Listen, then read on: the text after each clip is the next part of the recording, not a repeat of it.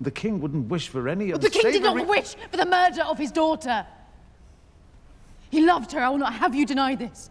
And yet... One more word, and I'll have you removed from this chamber and sent to the wall. This is the explosive culmination of a quiet, brutal coup. It is the sound of the believer finally turning on the architect. Queen Alicent, the woman whose perceived holy mission gave this treason its moral justification, now stands in furious opposition to its logical, bloody conclusion. This is the moment a pawn attempts to become a queen in her own right, drawing a line in the sand with the threat of total annihilation. How did we get here?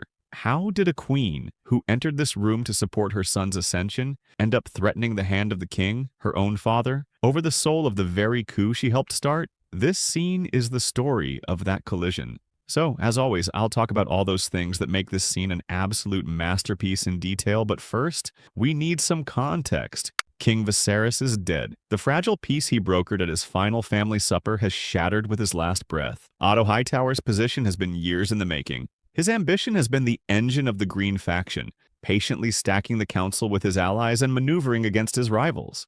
He is a man who understands that power is not given. It is methodically, deliberately taken. Alicent, on the other hand, is a zealot in search of a cause, a righteous woman desperate for a sign that her fears for her children are justified. That sign comes in the form of the king's final, misunderstood words. Believing she is acting on a sacred mandate, she enters this council meeting, unaware that she is not initiating a plan, but merely stepping into the final phase of one that has been in motion for years. The scene opens on a lie. The council is convened under an emergency pretense, but for its architect, Otto Hightower, this is simply business as usual. He is not grieving, he is executing. His first words are not an expression of loss.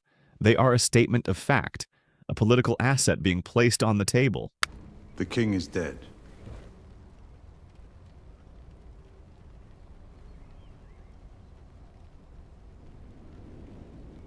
But he has left us a gift. With his last breath, he impressed upon the Queen his final wish that his son, Aegon, should succeed him as Lord of the Seven Kingdoms. This is the move of a master strategist. Otto takes Alicent's raw, emotional truth and immediately institutionalizes it. He co-opts her personal testimony and launders it into an official state pronouncement. It's no longer a grieving wife's questionable story. It is the king's final wish, a gift to the realm. He is retroactively sanctifying the coup he has spent years planning, using his daughter's conviction as its cornerstone before she has even fully processed what is happening. The machine he has built for years whirs to life instantly. His allies, the men he placed on this council, do not need to debate. They only need to act. The treasury is well in hand. The gold will be divided for safekeeping. Let ravens be sent to our allies, Riverrun and Highgarden. This is not a discussion. It is a checklist. This is the activation of a shadow government that has been waiting patiently in the wings, all under the careful direction of its architect, Otto Hightower. Now let us rewind and view these same moments through Alicent's eyes. She entered this room as the protagonist of her own story, the chosen vessel of her husband's final command. She was the believer, ready to lead a righteous crusade. In the space of moments, she learns she is merely a figurehead. The first crack in her reality is the smug satisfaction of Tywin Lannister, who makes a catastrophic slip. Then we may proceed now with the full assurance of his blessing on our long-laid plans. Yes, there is much to be done, as we've previously discussed. Now, there are two among the captains of the City Watch that remain loyal to Daemon. Let us replace them. The two most important words in that sentence are long laid. The camera would focus on Alicent, her expression shifting from righteous certainty to dawning horror. This isn't a new plan based on her divine sign. This was always the plan. It is here that she finally finds her voice, not as a leader, but as a victim of the conspiracy. Am I to understand that members of the small council have been planning secretly to install my son without me? Her voice is a mixture of fury and wounded betrayal. This is the moment she realizes she is not the queen in this scenario. She is the mother of the king, a symbol to be used, but not a strategist to be consulted. The council's reply is a masterstroke of condescending patriarchy. My queen, there was no need to sully you with darkling schemes. Sully you. The implication is that the dirty work of treason is a man's job, and she was to be kept pure, an unwitting icon for a plot she was never meant to understand. The machine is winning. But now it's about to reveal its true brutal nature through the descent of Lord Beesbury, the last voice of honor in the room. He attacks the premise of the coup on every level. He questions Alicent's unsubstantiated claim and then names the crime. I will not have this. To hear that you have plotted to replace the king's chosen heir with an impostor. With the word impostor, Lord Beesbury escalates his protest from a legal objection to a profound moral and personal insult against the Greens' chosen candidate. He is not just challenging the legality of the coup, he is nullifying the legitimacy of their king. For the architect Otto and his machine, this comprehensive dissent is an existential threat to their entire enterprise. It cannot be allowed to stand. With dissent either dead or departed, the final, most crucial question remains. What is to be done with Rhaenyra? The architect's plan has always accounted for this grim variable. Otto and his allies now voice the cold, hard logic of usurpation. It is unsavory, yes. But a sacrifice we must make to secure Aegon's succession, and then there is Daemon to consider. This is the voice of pure Machiavellian pragmatism.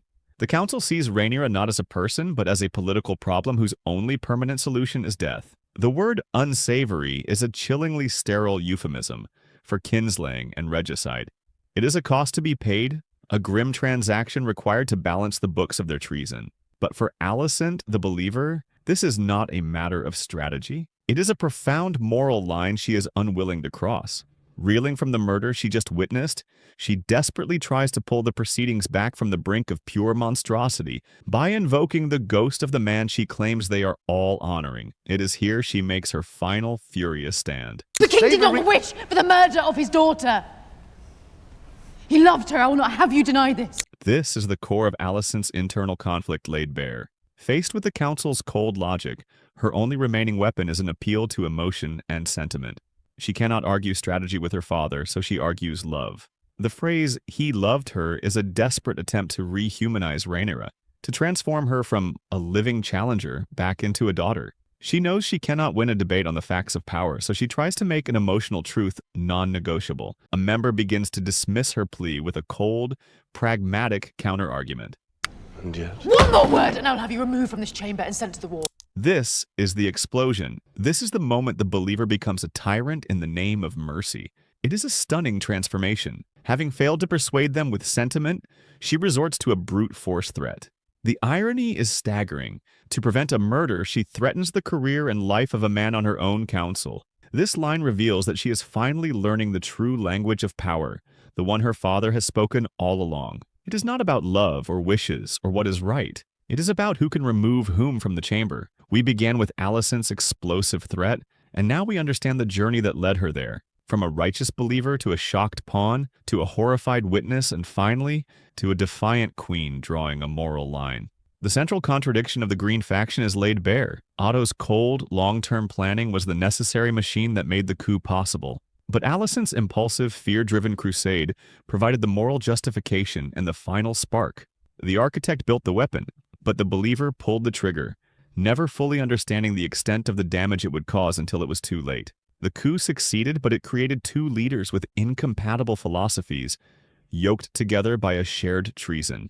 The war to come will be fought not just against the Blacks, but within the Green Council itself. So if you've made it this far, thank you so much for watching. If you enjoyed this deep dive, I'd really appreciate it if you could leave a comment, give a like, and click to subscribe. See you next time.